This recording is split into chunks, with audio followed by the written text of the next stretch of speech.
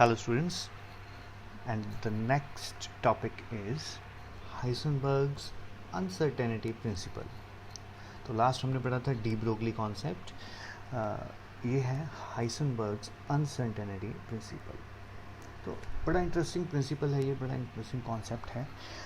तो इस कॉन्सेप्ट के अकॉर्डिंगली अगर कोई चीज़ मूव कर रही है, कोई पार्टिकल मूव कर रहा है, सपोज करिए एक पार्टिकल है और ये मूव कर रहा है, तो एक पर्टिकुलर टाइम के ऊपर इस पार्टिकल की momentum and exact position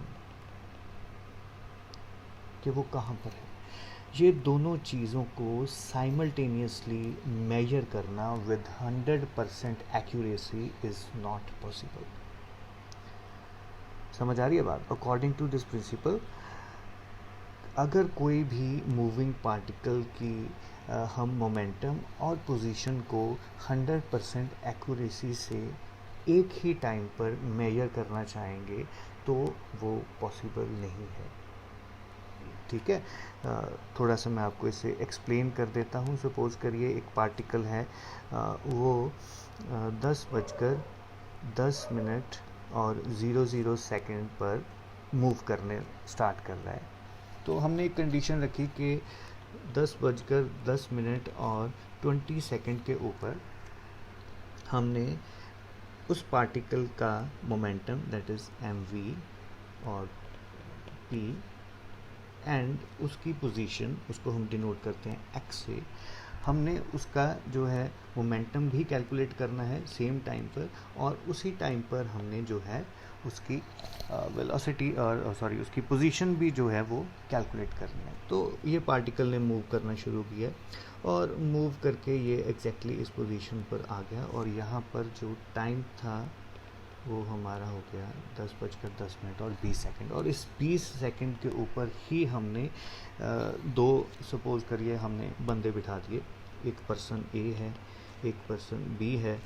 A की ड्यूटी हमने लगा दी, भाई तूने मोमेंटम कैलकुलेट करना है, तू अपना इंस्ट्रूमेंट पकड़ और तू भाई मोमेंटम कैलकुलेट कर ले। और दूसरे बंदे को बोल दिया है, भाई तेरा काम है, तुमने उसकी पोजीशन नोट करनी है कि वो एग्जैक्टली कहाँ पर था। ठीक है, तो इन दोनों को अलग अलग हमने काम दे दिया, अपने अपने इंस्ट्रूमेंट पकड़ा दिए कि तुम दोनों अपना काम करो।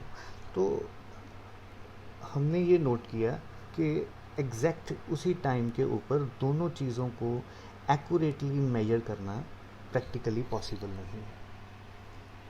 ठीक है, तो ये प्रिंसिपल क्या बोलता है कि कोई भी अगर छोटा पार्टिकल है, जैसे इलेक्ट्रॉन है या प्रोटॉन है, जो घूम रहे हैं, सर्कुलर मोशन में है या मूव कर रहे हैं, तो कोई भी अगर ये माइक्रोस्कोपिक छोटा पार्टिकल मूव कर रहा है और उस पार्टिकल का एक ही टाइम पर मोमेंटम और पोजीशन को विद 100% एक्यूरेसी मेजर करना पॉसिबल नहीं है।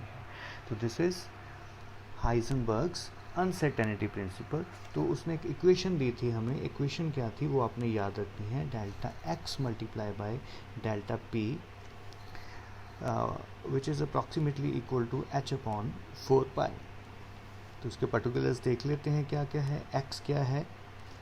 पोजीशन, इसको यहाँ पे हम लिखेंगे, ये क्या है? अनसर्टेनिटी इन पोजीशन,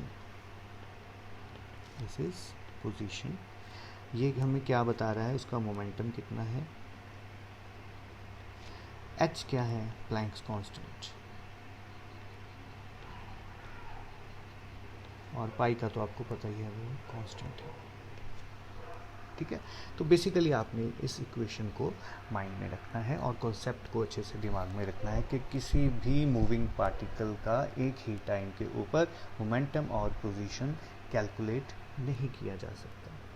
ठीक है, दैट्स ऑल, थैंक यू।